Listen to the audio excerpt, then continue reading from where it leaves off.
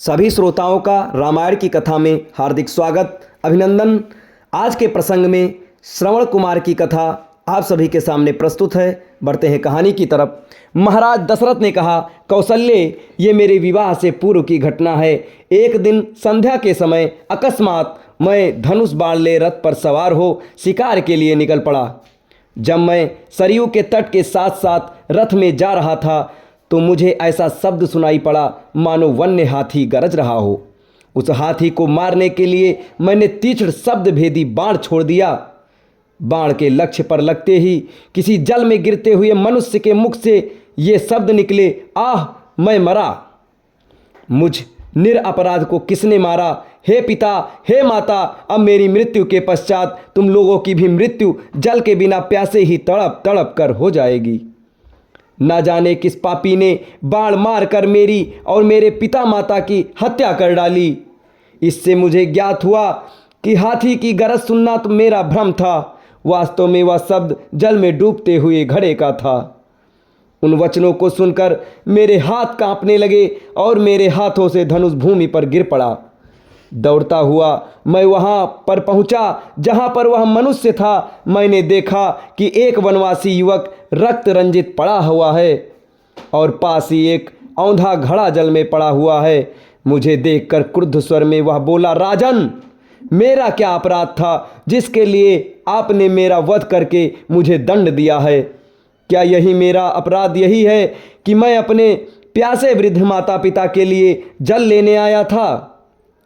यदि आपके हृदय में किंचित मात्र भी दया है तो मेरे प्यासे माता पिता को जल पिला दो, जो निकट ही मेरी प्रतीक्षा कर रहे हैं। किंतु पहले इस बाण को मेरे कलेजे से निकालो जिसकी पीड़ा से मैं तड़प रहा हूँ। यद्यपि मैं वनवासी हूँ किंतु फिर भी ब्राह्मण नहीं हूँ। मेरे पिता वैश्य और मेरी माता शूद्र हैं, इसलिए मेरी मृत्यु से तुम्हें ब्रह्म हत्या का पाप नहीं लगेगा।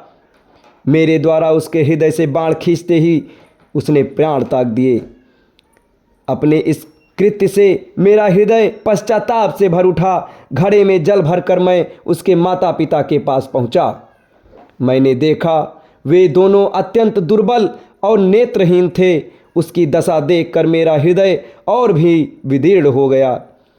मेरी आहट पाते ही वे बोले, बेटा श्रवण, इतनी देरी कहाँ लगाई? पहले अपनी माता को पानी पिला दो, क्योंकि वह प्यास से अत्यंत व्याकुल हो रही है। श्रवण के पिता के वचनों को सुनकर मैंने डरते डरते कहा, हे मुने, मैं अयोध्या का राजा दशरथ हूँ।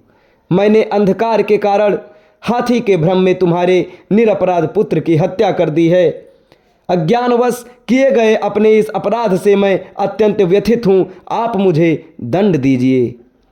पुत्र की मृत्यु का समाचार सुनकर दोनों विलाप करते हुए कहने लगे, मन तो करता है कि मैं अभी शाप देकर तुम्हें भस्म कर दूं और तुम्हारे सिर के 7 टुकड़े कर दूं, किंतु तुमने स्वयं आकर अपना अपराध स्वीकार किया है, अतः मैं ऐसा नहीं करूंगा।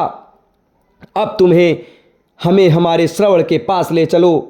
श्रवण के पास पहुंचने पर वे उसके मृत शरीर को हाथ से टटोलते हुए हृदय विदारक विलाप करने लगे।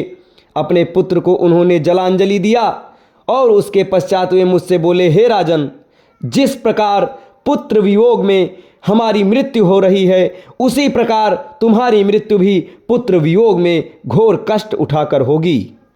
शाप देने के पश्चात उन्होंने अपने पुत्र की चिता बनाई और पुत्र के साथ वे दोनों स्वयं भी चिता में बैठकर जलकर भस्म हो गए। कौशल्य, मेरे उस पाप कर्म का दंड आज मुझे प्राप्त हो रहा है। अब इसके आगे की कथा आपको अगले वीडियो में बताई जाएगी।